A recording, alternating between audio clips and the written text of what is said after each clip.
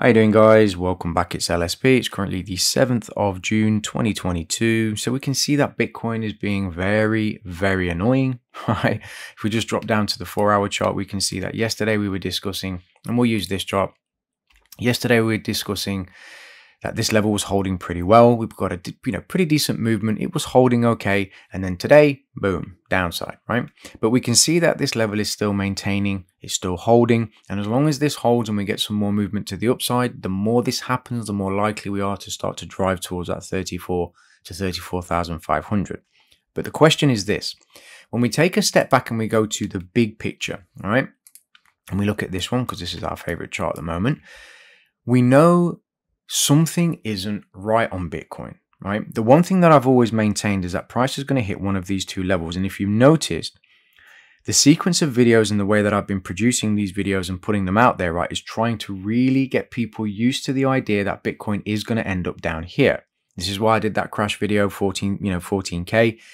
I'm slowly, and I know this is a bit cheeky, right, but I'm slowly trying to desensitize people to the fact that Bitcoin may end up down here, because when it does, it won't be a surprise to you. I genuinely feel, based on everything that we're seeing at the moment, okay, that Bitcoin, it did a nice downtrend. It's had a pretty decent rally. We're continuing this downtrend, maybe another sort of muted rally. And at the moment, we're not even getting that really. It's just this maintaining this consolidation while these higher timeframes are still pushing to the downside, and then a continued move to the downside to maybe hit this final target at 20,000, maybe sub 20,000, right?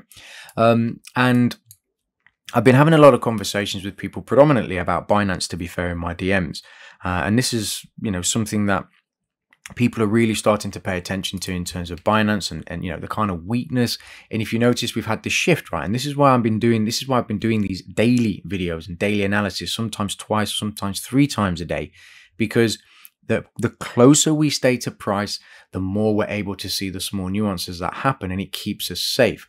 Let's run through a few examples. If you notice, when we were talking about Binance previously, it actually was producing relative strength based on Bitcoin, right? So Bitcoin was going up a little bit. Binance was really starting to move a bit. And it had, for a while, 6 to 8 weeks or so, that nice decoupling. It was getting a little bit wider, and Binance was showing that little bit more strength, right?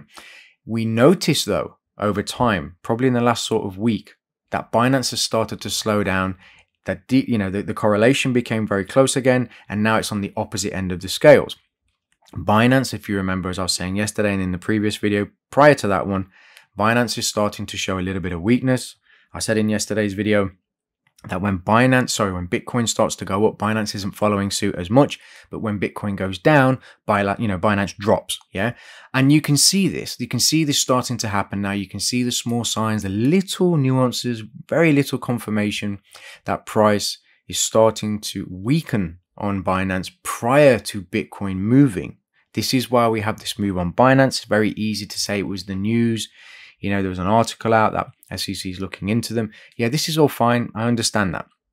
But the point I'm trying to make, and I really hope people are seeing this now, we're seeing this way before all of these articles are coming out, because it is a function of a representation of what is happening, not candlesticks, candlestick patterns, price, and so on.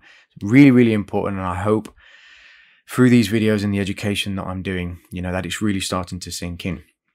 So if we just go back to Bitcoin, where do we stand with Bitcoin right now? Okay, we're getting this movement. We just dropped down to the daily. We're getting this movement, a little bit of movement to the upside, reversal, a little bit of movement to the upside, reversal, but it's still maintaining this range, 29,000 to 31,000, and it just seems to be stuck there, right? So the one thing that I've always said is that we need an injection of volatility, right? And when I say that, I want to be absolutely clear. When I say we need an injection of volatility, we will know when it happens. We're talking about bang, prices at 40,000. That's the kind of injection we're talking about. Something of magnitude, something of significance, something that we can say, right, something has just happened on Bitcoin, right? That's what I'm talking about when I say an injection of volatility. Until we see that, as far as I'm concerned, this weekly chart is pretty much, in a downtrend. It's still looks like it wants to go for that 20,000 to sub 20,000. And until we see anything contrary to that analysis, then as far as I'm concerned, it's going down there. Now, because I believe, and my analysis is telling me that way, the order flow is saying that, the way prices, picking up and dealing off liquidity is saying that, then it keeps me calm. It keeps me sitting on my hands. I don't have to engage in the markets. I don't have to do anything.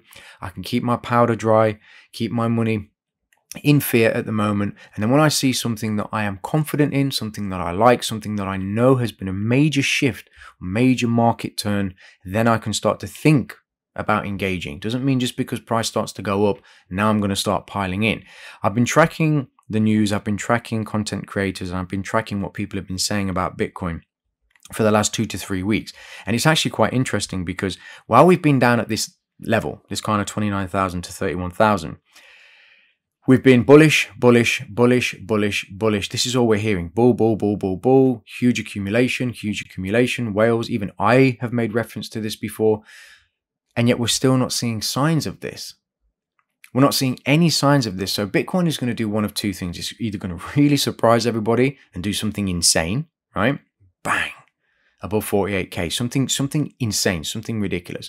Or we're just going to be grinding lower to, to 20,000, and we'll start to accelerate as we get below this low, if that's the case. So just bear that in mind.